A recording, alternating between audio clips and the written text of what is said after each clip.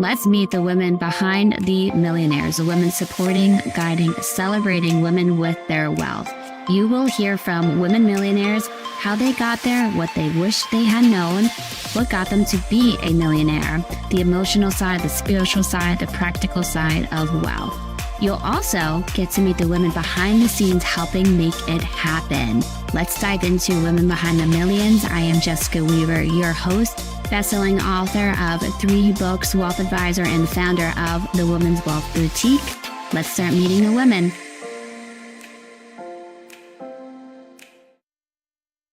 Hello, ladies. Welcome to Women Behind the Millions. I'm your host, Jessica Weaver, and tonight is all about burnout. Actually, I should say it's all about your bliss, finding your bliss.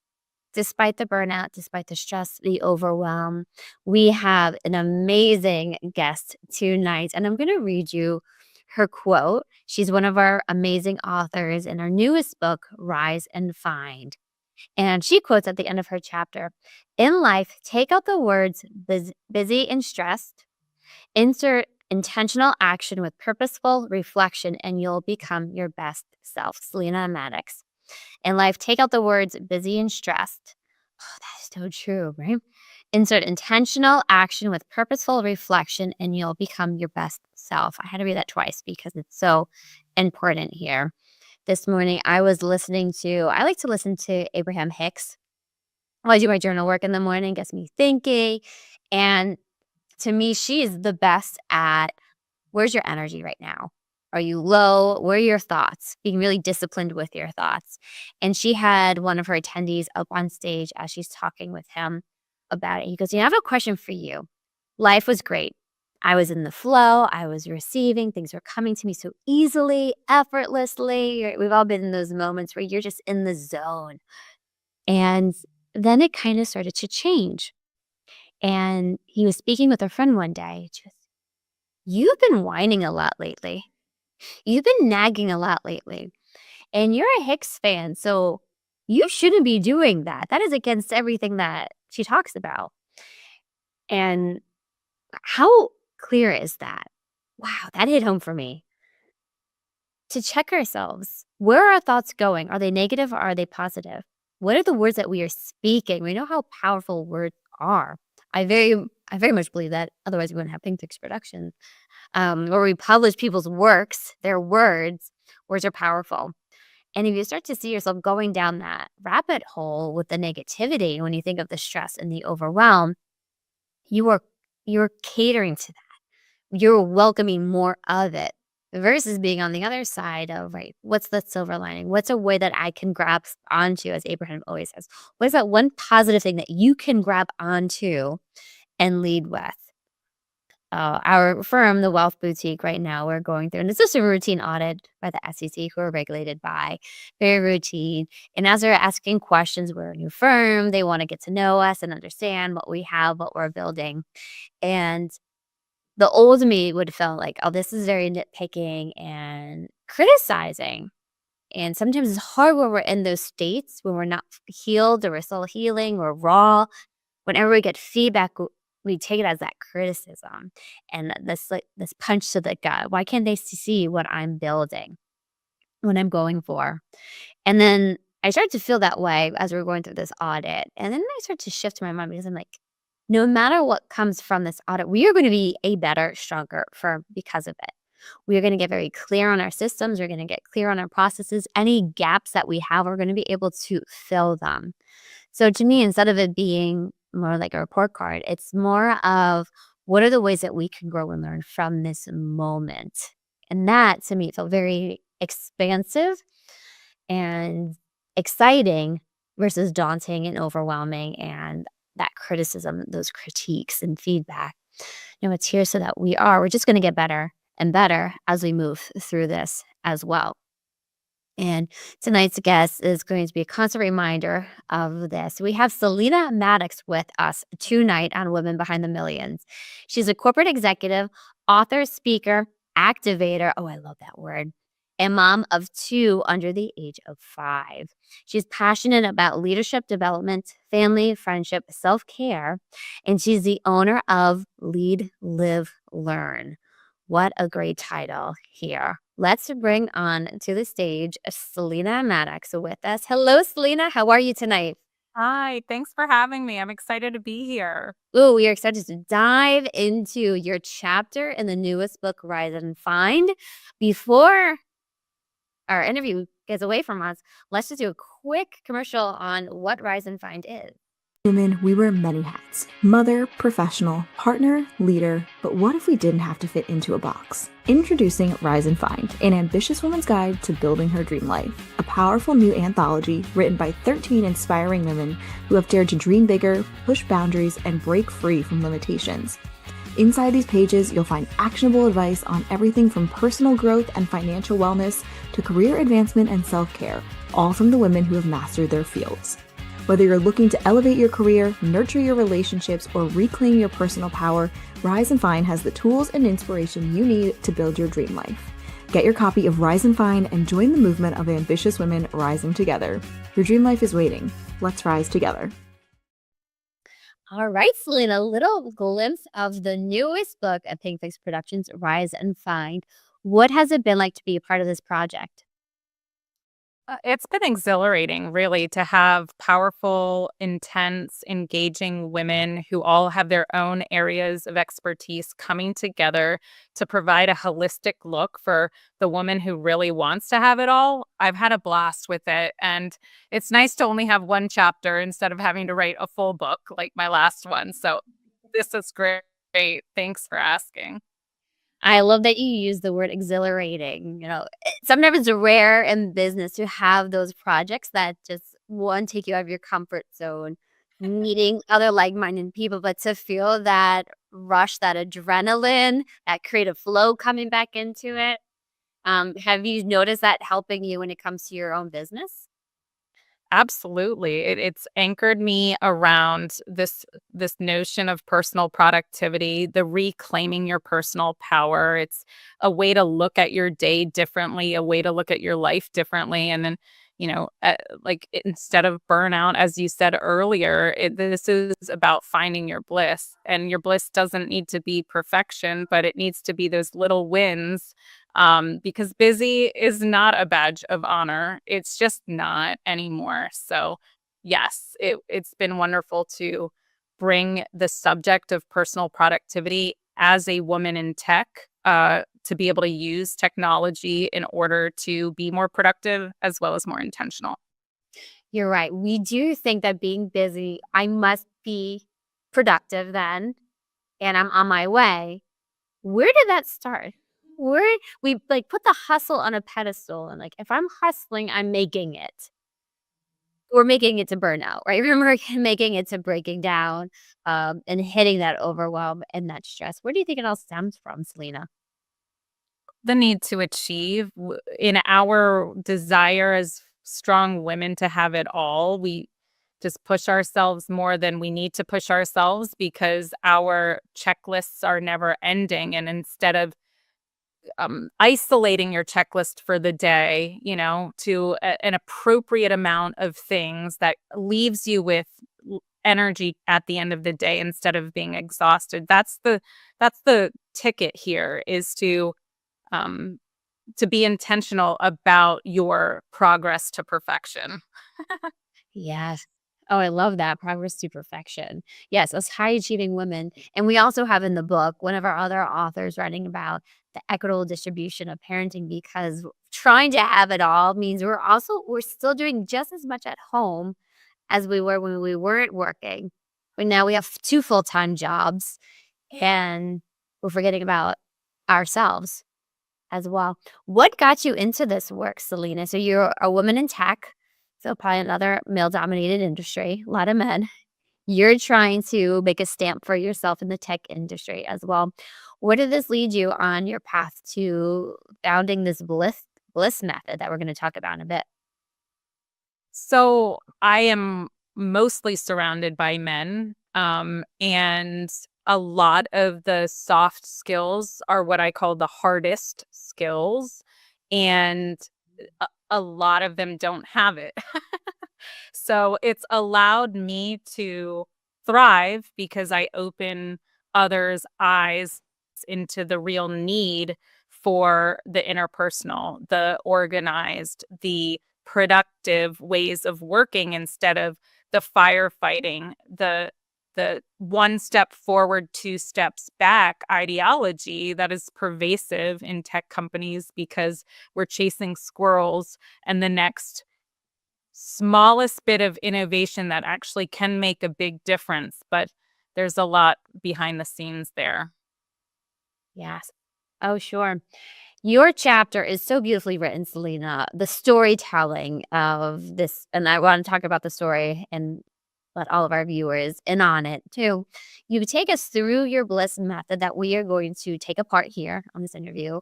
But you do it through this one overarching story. Can you let our viewers in on what's the story that you go into in your chapter in Rise and Find?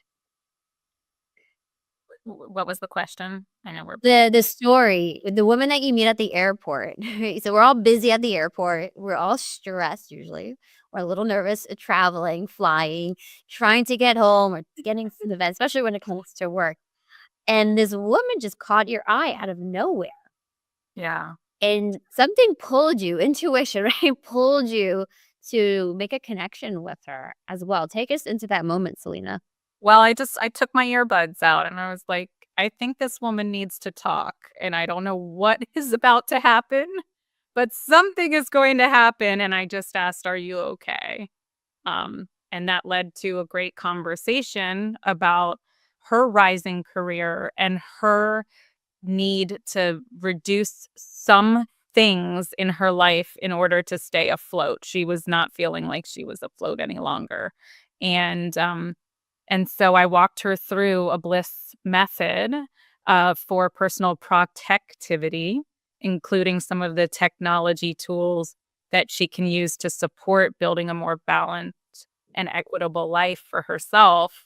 And by the time she took the elevator down to her terminal, we had become friends. She gave me her number, and I got a very surprising text message from her a week later, but I'll get to that later. I know. Should we leave it for the book, the suspense, the cliffhanger of what happens, what transpires? But it really is beautiful. You taking your earbuds out, which you look around the airport and everybody's in their own little world trying to get to the next thing. You took a moment to have a real human connection with somebody that you probably could just feel their energy, their stress. And she was typing a very important email that would have completely changed her whole life and her family's whole life. Um, And I think all of us, and I'm so excited for your chapter because all the readers, we can all relate to one of those moments in our life when we knew something had to change. You hit that breaking point, you're at that crossroads. I don't like who I am anymore right now. I was just speaking on stage in California at an event, and I mentioned a moment when I kind of hit that moment with work. I was beyond capacity, and I was letting the audience know that in these weeks, I was not a good wife. I was not my best self as a wife, as a mother. I didn't even like who I was. But we were drowning, right? I was in that survival mode, just trying to get through the day. And I knew it was bad when I hated going to work. And I love work. I love work so much. And then the one morning, I thanked God for this day. It started to shift my mindset a little bit, grasping onto that gratitude, as Abraham Hicks says. And I realized I need to hire somebody. Right? That was it. And I felt this wave of relief, Celina, when I finally acknowledged something needs to change. I still need to do my job. I still have my clients to take care of, but I don't have to do it all myself. I need to hire and bring somebody on. So I'm grateful that you shared the story of this woman hitting that her own moment. And it happens whether it's in relationships or at work or as a mom. There's so many different ways for it to happen as well. Take us through your Bliss method, Celina, of what you're able to contribute to the stranger at the airport that you are now create a relationship with as well. And then I would love to know how it started as well. So cool. Thank you. So Bliss is a personal productivity framework and a mindset. B stands for building boundaries. L stands for living intentionally. I lives for, or stands for, igniting action in our lives. The last two S's stand for strengthening your daily structure and savoring your space. So when we think about that from a acronym perspective, it's really just a quick checklist of, am I making the right decisions for me and my family and my support systems today? Yes. And it makes so much sense because through your chapter, you're giving a lot of amazing tech tips, apps on your phone that you can just start tracking things, how much time you spend on your phone, what your calendar blocks are like to see how many, Color coded. oh my, it's amazing. Now knowing your tech background, it all makes so much sense, merging the two together. How have you used tech in your own world? Can you give us some examples? I will caution that tech can help or hinder your productivity. The disclosure. So, like, how often are you scrolling through social? You can ask yourself that question in my live intentionally section, the L. But yeah, so I love calendars. I love color coding the subjects of the time that I'm spending. I like balancing the different types of topics that I'm spending time on per day. So if I'm spending a lot of time in the children category, whether that's planning for school items, events, ordering their clothes, making sure their lunches are set like in bulk for a month because I don't like having to do it that often. I want it 1 month and not think about it. Then the next day I'll spend more time in the work category and it might be 12 hours of getting things done, ironing things out, but it is focused on, more select items and different categories of items. And I do that through pinks, yellows, greens, and blues on my calendar. And it makes your calendar look very pretty, very beautiful as well. But it just sounds so intentional. That the event I just spoke at, myself, and then it was also top CEOs of financial firms, top firms in the country sharing best practices. And that was across the board, was the intentionality behind every hour of their time. What are they doing? What are they delegating? Right? How are they organizing themselves? So when you're looking at how do top CEOs do it, they're doing exactly what Celina just said. They're living proof of it as well. I love the B too, because in the book you say it's bold boundaries. So I'm like, I kind of have this boundary here. Every once in a while you can still call me at this time. It's like, no. Um, what are some struggles the clients that you work with creating those bold boundaries? What do they typically have? Is it like sticking to them, or every once in a while you let it fall and then you let it fall a few more times and then before you know it, the boundary's gone? What would you say? Jess, that's exactly correct. That's what we see. I see no being very difficult for strongest of women. We like to please and we say yes to things when we shouldn't say yes to things, but no is a full sentence. There's no but. I'll get to it later. No, it's no. At this point in time, I've got a checklist of 5 other things I'm working on, and the soonest I can get back to you is, 3 days from now or whatever that day or time is that you can get back to that person. And it's also about selecting your clients, well. If you have a problem client that's taking up a lot of your time, there's a lot of other things that you could be doing with that time. And so being able to say no just because you're reaping the benefit of one contract doesn't mean that it's worth it. Yes. I love how you said that no is a full sentence. It's like, we're so, like, we don't want to, we won't, I'm a people pleaser, but we also, we hate confrontation. We don't want to make somebody upset or angry. So it's like, okay, well, we'll skid around the no. And as you said, okay, I'll do it in the end. Or you kind of leave it open the air, which is probably even worse, right? Oh, that's worse because that's not closed. The Zeigarnik effect is something that's been opened that doesn't close takes 90% of your time because it hasn't closed. Oh my goodness, Celina, thank you for sharing that. That is so true. When there's not a clear yes or no or next step, How much of that is in your mind? oh, it comes in it. That's the thing that wakes you up in the middle of the night. Right. That's the thing that really interrupts a beautiful day. You think about it. I have a great sleep, wakes you up in the middle of the night. Yes. So don't leave it up in the air. Let them know, no, I'm at capacity and whatever else is there. I don't want to say the word excuse because it's not an excuse of why you can't get it done. It's just a statement of this is why I'm not going to be able to commit to this at this time. Word two.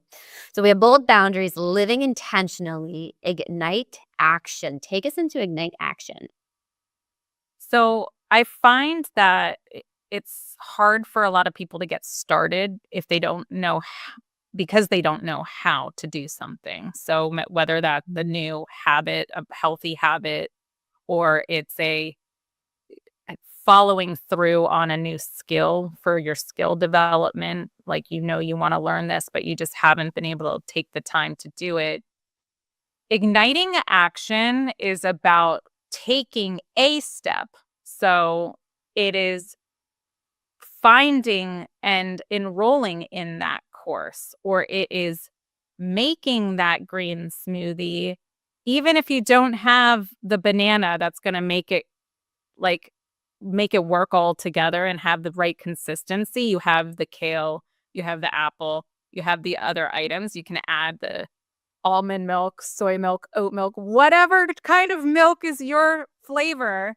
And it's about taking the immediate action without getting lost in the thought of, I don't have everything I need in order to do it 100% the first time. So if you take that first step every single day, do one new action, you're going to find you're able to do new things all the time because it's not scary anymore to try or rapid experiment because you're used to taking action.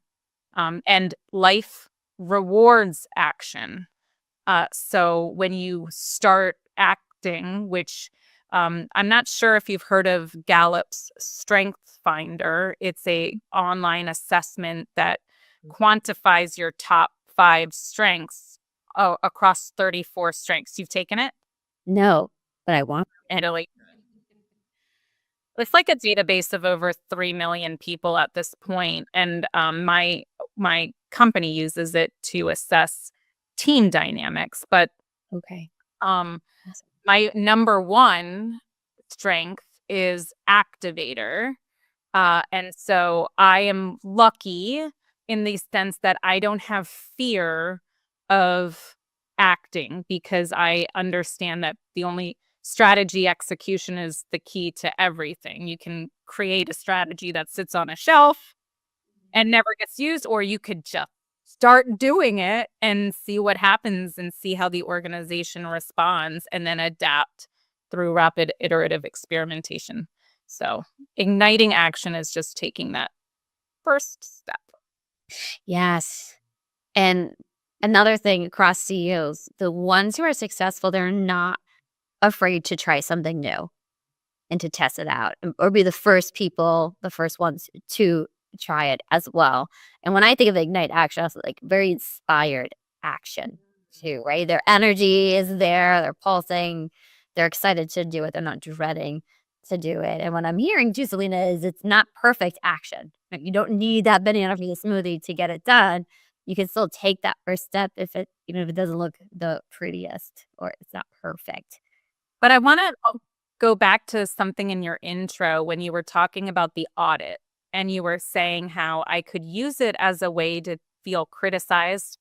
But then I redirected my mindset to what can I learn from this experience and how am I going to make my company better as a result and stronger as a result? And that mindset, if you act with that mindset of it's a learning experience, that's what's going to get you success because you're moving away from it's a personal attack. It's I'm not perfect. I don't have all the answers in front of me in order to move forward. It's I'm going to move forward and learn the answers and learn more and grow in the midst of it. Oh, thank you, Celina. Thank you. It's a lot of trial and error learning for that too, but everything's a learning piece. Everything. Learning for too. You mentioned urgency in your chapter, and the true definition of urgency is, I'm going to let you say it because it's not what people think. Mhm. Yeah. So one of the biggest leaders of change, John Cotter, he is a Harvard and MIT fellow and is a consultant at Fortune 500s all over, a mentor of mine. He says that true urgency is the desire to move and win now.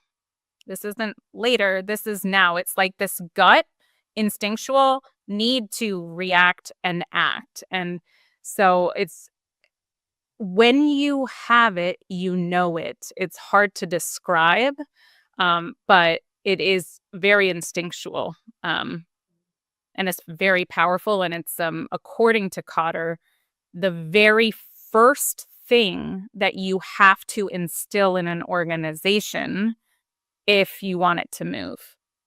Ooh. And get everybody on the same page working towards the same goal and vision. Yeah. It can't be too far away. It can't be a 5-year roadmap. Okay. It can't be a 3-year roadmap. Mhm. It's got to be a 30-day to a year and a big, hairy, audacious goal, BHAG, to be accomplished to create that urgency in a very short time frame. Yeah, that's amazing. Amazing. I feel like we're throwing urgent on so many different projects, even though you don't really need to. It's more like I just need to get this done and off my to-do list kind of urgency, right? I'm overwhelmed. Let's get it done. So again, rethinking the words that we're using and our mindset around those words that we're labeling it to. That's so interesting. I'm definitely going to spend time thinking about that after this podcast, Jess.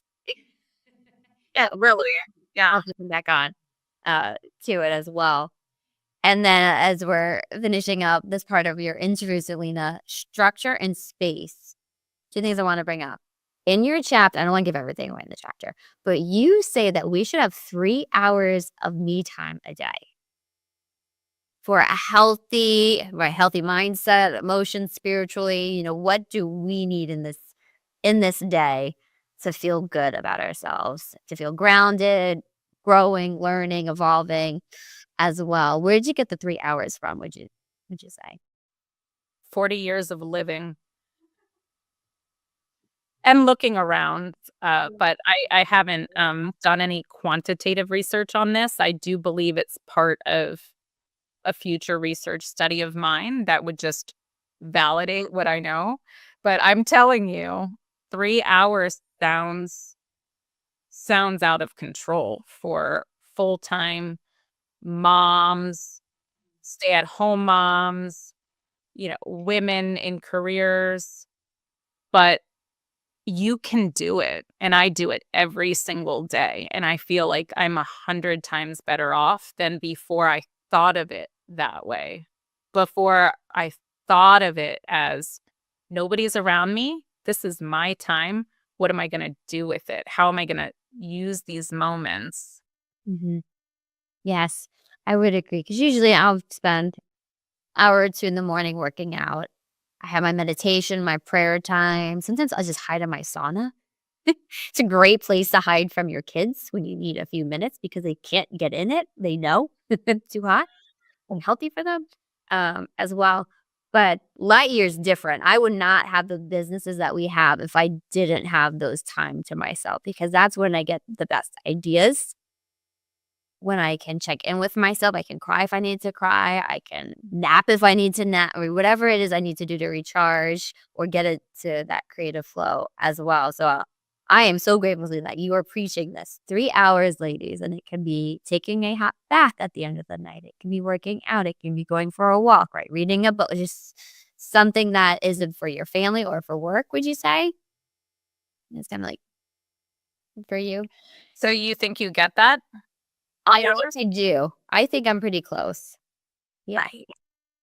And that was a game. And I started something similar during COVID.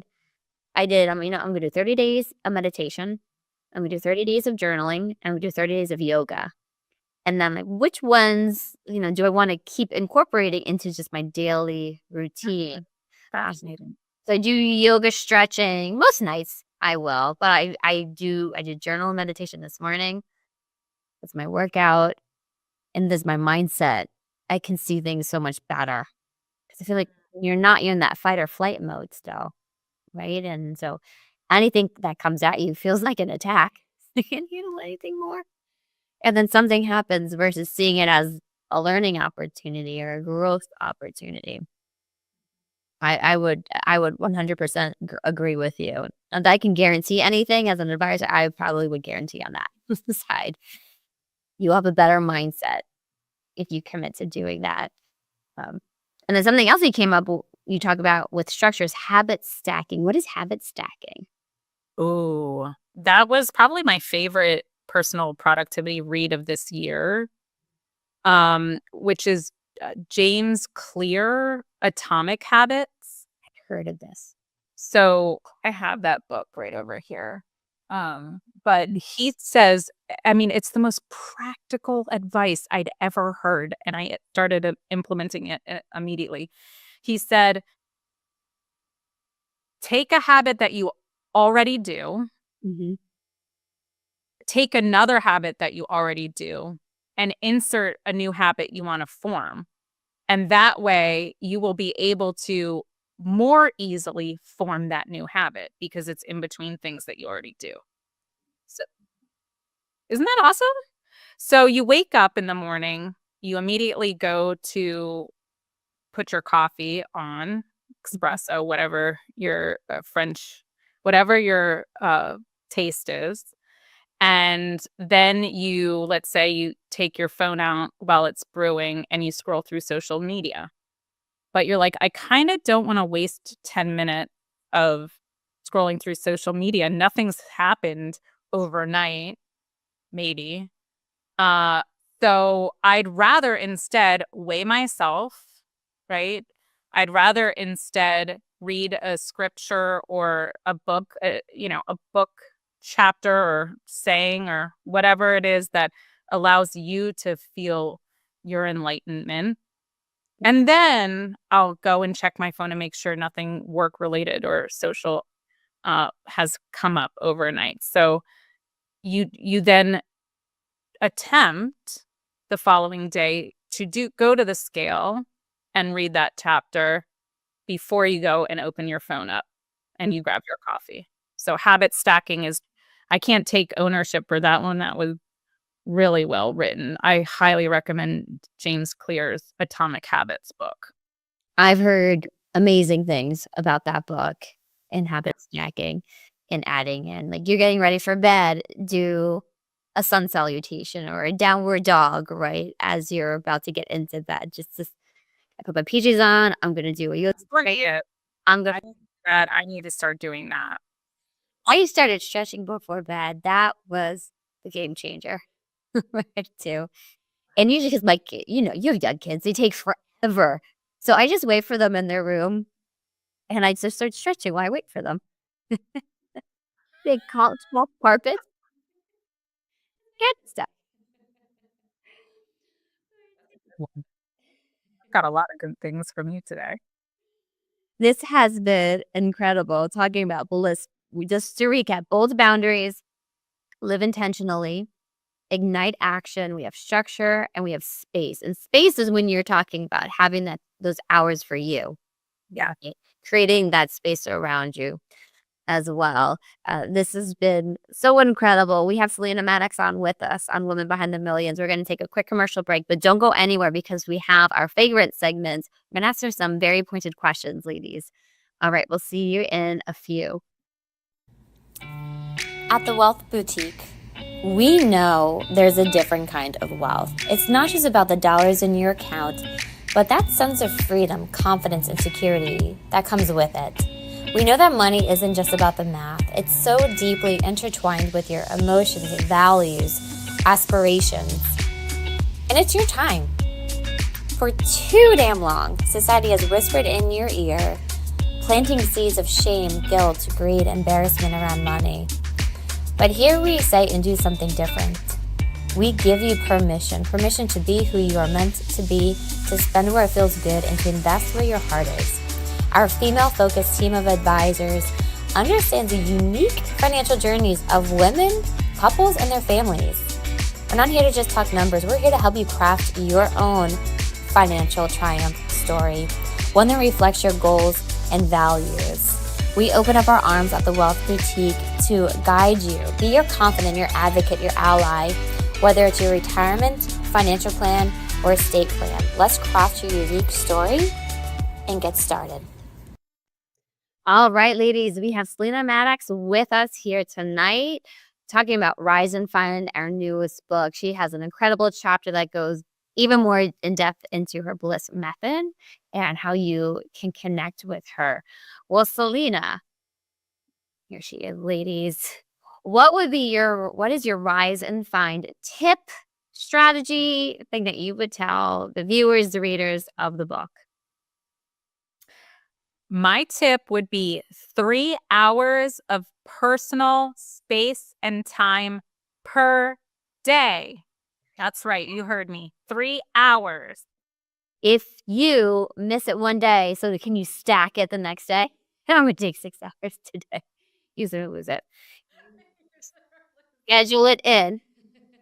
We know what happens, right? You have the best intentions and then the kids come running in. So what would you say to people? Yeah, I'm too busy. What's the excuses, right? I don't. It's not a badge of honor. It's not a badge of honor. What do you do for your 3 hours, Celina? What do you spend? I take a shower. That counts. When you have 2 kids, a shower counts. A shower by yourself. They're not in there. I work out. I do spin or I do yoga, or currently I'm training for the Across the Bay bridge run from the Annapolis Naval Stadium to across the bay in Kent Island, Maryland. So that's fun because I always get my Spotify playlist going, and that takes, right now it's about 60 minutes of running. So what else do I do? I read a lot of self-help because that's my geeky self-helpness here. And then sometimes picking my kids up early, I actually find is personal time because it's like connection in a way that we don't have anything scheduled. It's like just being able to deepen that bond. So I like that a lot too. Yeah, I go to the playground, go get some ice cream, something that's not in the normal routine, mundane routine of things as well. Oh, very interesting, Celina. I like it. I travel a lot for work too. So hotel rooms at night can be fun. Like watching Top Chef or other types of HGTV things that I never get to watch here is great if I'm not working. So I'm going to throw in too, whenever it's something like that's going to really nourish my inner child. Like I went to this conference and I got there early the day before and I was asking if I could walk to the beach. Like, well, we have bikes. I'm like, I could get on a beachcomber and bike around. And I felt like a giddy little kid, like roller coasters, water slides, and cotton candy. Anything like that to me just lights up my inner child and I get so excited to do. And no, it's so. No, I haven't thought about the inner child desires of my own. Maybe I need to go back. Roller skating. I mean, you think of what you love to do as a little kid. My daughter was learning how to rollerblade. I'm like, I'm roller skate. I'm like, I'm gonna get some for myself. We're gonna do it together. I'm not following. See, it's just in the basement, but it was a lot of fun as well. Well, Linda, how about your Rise and Find trend? What are you noticing with women, maybe women in corporate and the tech world? Are they doing things differently these days? yes, I would say au pairs are in. Mm-hmm. Yes. And I had one for 2 years, and she is amazing, and it allows me to outsource some of those annoying and repetitive tasks. And she loves my kids and helps drive them around. And she's also speaking a different language if that's of interest to you. As your kids are in those primary years of developing their cognitive and linguistic abilities. It's important for us to have a bilingual household. So yeah, au pairs are in. Oh, yes. I've noticed that too. A lot of my friends have them. My husband, when our kids were really young at that time, he had night shift every other month. So, like, it would have been hard for him to be able to sleep. But otherwise, I would have been game. I would have been on board with it. But it's just hard to tell a 1 and 3-year-old to not yell when it would have been very difficult for it to. But yeah, very economical as well for it. And then, yeah, giving you a little bit more help because there's so much laundry, the food. I mean, there's constant food prep when you have young kids until they get to that independent. They can actually go in there and get their own snack, open it, not make a complete mess of it because then you run that risk as well. Juice up here is very nice, Celina. Well, where can everybody find you? So you can find me at leadlivelearn.com. You can get a free productivity tools listing you can download off of the site as part of the Bliss Chapter 2 of this upcoming Rise and Find book that we are releasing soon. And contact me right there. I'm on social, on LinkedIn, on X, on Facebook, on Twitter. Well, I guess X is Twitter now. Instagram, all of the places. Awesome, Celina. Where did the Bliss Method come from? Were you just piecing it together? Did you have this big aha moment when all your work came together in this beautiful way?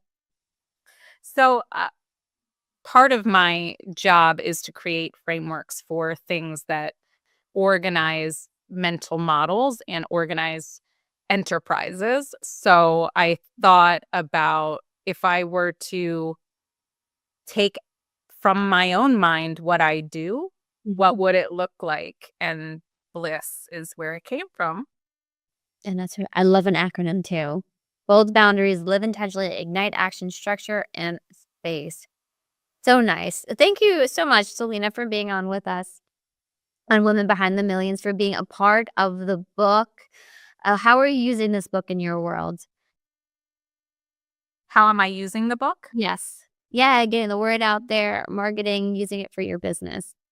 Oh, so I have a weekly blog that I write, and I blast it through Canva and all of the channels that the premium allows you to schedule, plan, all of that, which is fabulous. Canva's amazing. Shameless plug. Yeah. And so also I've got local area events scheduled prior to the launch, actually, that I'm looking forward to being in person and providing some raffles and freebies as a way to upsell this fabulous work that's going to be donated to the Mom Project, all proceeds. It's really an honorable thing to be a part of. So I will be in New York for the launch with all of the other top females, and looking forward to all of the blessings that this release will provide, not only myself, but everyone in the community. Oh, that's fantastic. I cannot wait to see you in person, November 14th. Rise and Find will be available, ladies. Go to pinkfixproductions.com and you can grab your copy there. All the book proceeds are being donated to the Mom Project, which is incredible. So this research is just going to give back even more resources as well. So please be there November 14th to support us, build even more money so that we can donate to the Mom Project as well. All right, Celina, thank you for being on Women Behind the Millions. We will see you all on our next episode. Thank you for being amazing. Thank you. What a great interview with Celina Mattocks. She was incredible talking about her Bliss program. And what I love about her is being an advocate for us to take time for ourselves, that 3 hours a day, And I'm going to add something in there and take a few minutes here at the end of our episode to talk about those 3 F's for yourself should include a piece on your money, on your finances. And these check-ins, so it's not just, what my assets worth, my liabilities, my debts, my net worth, my cash flow, but it also goes into how do I feel in this moment about money? Do I feel tight around money? Does it feel like money is coming in? Or does it feel like I have so many bills and every time I earn money, I have to pay more bills off?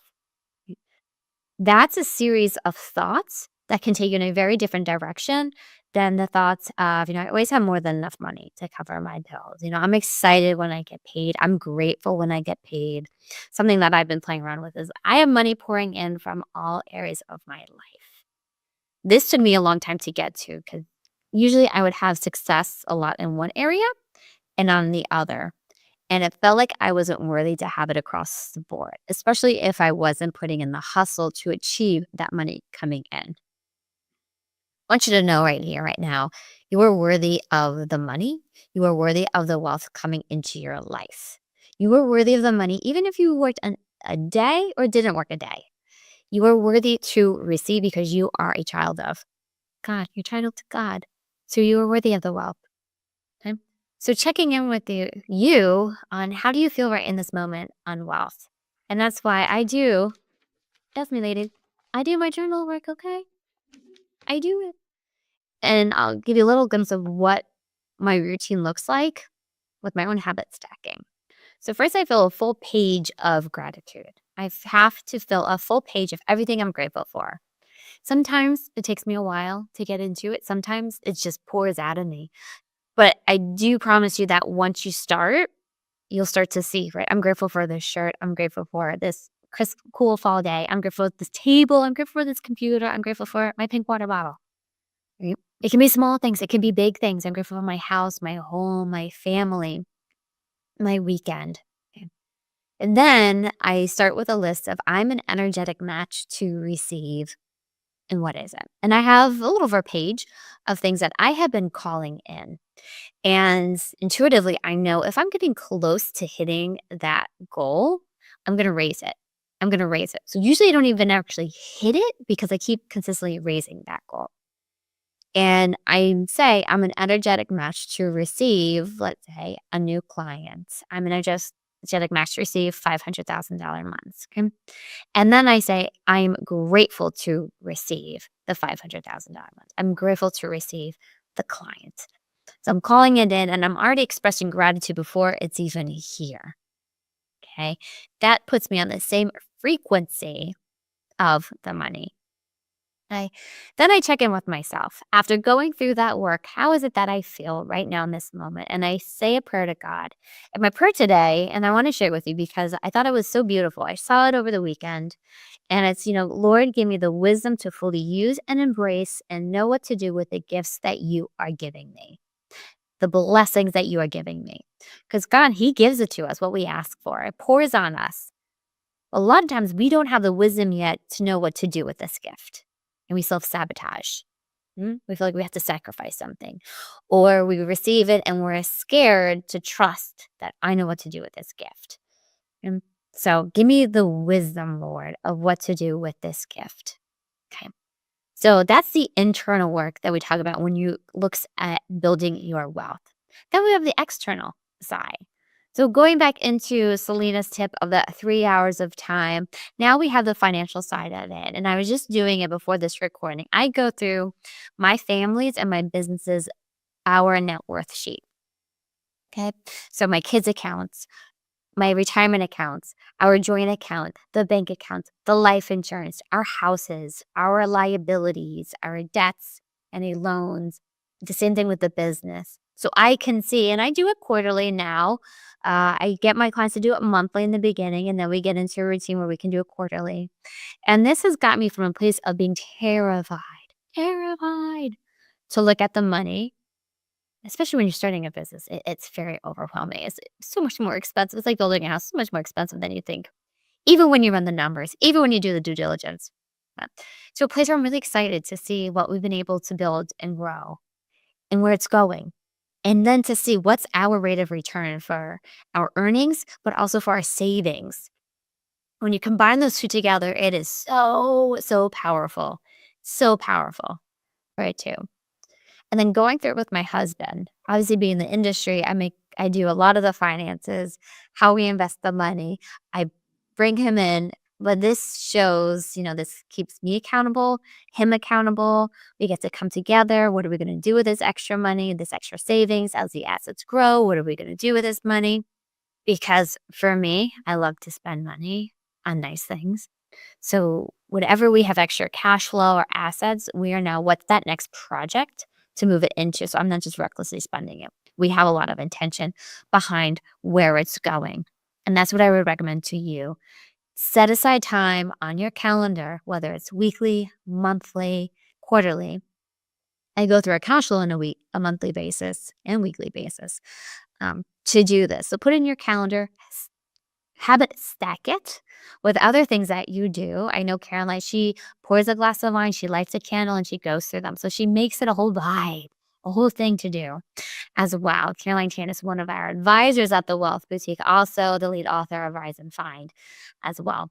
So go through your bank accounts, your investment accounts, retirement accounts, your insurance, your mortgage, car loans, student loans, anything like that.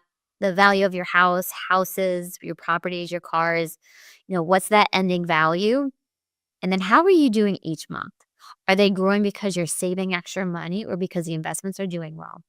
Are they going down because you're depleting, right? You're spending more than you're taking in, or maybe the investments aren't doing well. And it holds you accountable. It holds us accountable as well.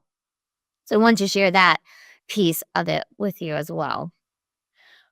Last week, again, I was at this conference and this gentleman pulls me aside. He's like, I love what you're doing. It's amazing. He goes, I started doing a behavioral finance course. Wow, that's my jam. I love talking about this stuff. And he's going through and he's like, well, what was your earliest childhood memory of money? And I told him mine and I asked him his because, my brother stole money from me. He stole me a $20 bill. Then I felt guilty for stealing it back.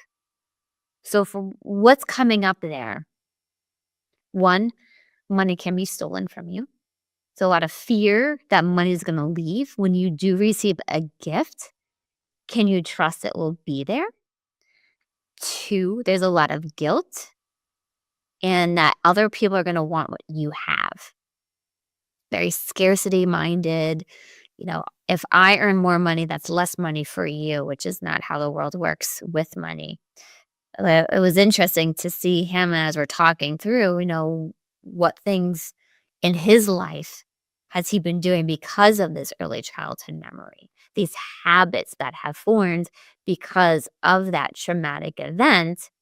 And it called traumatic because it changed how he thought and viewed money for it as well.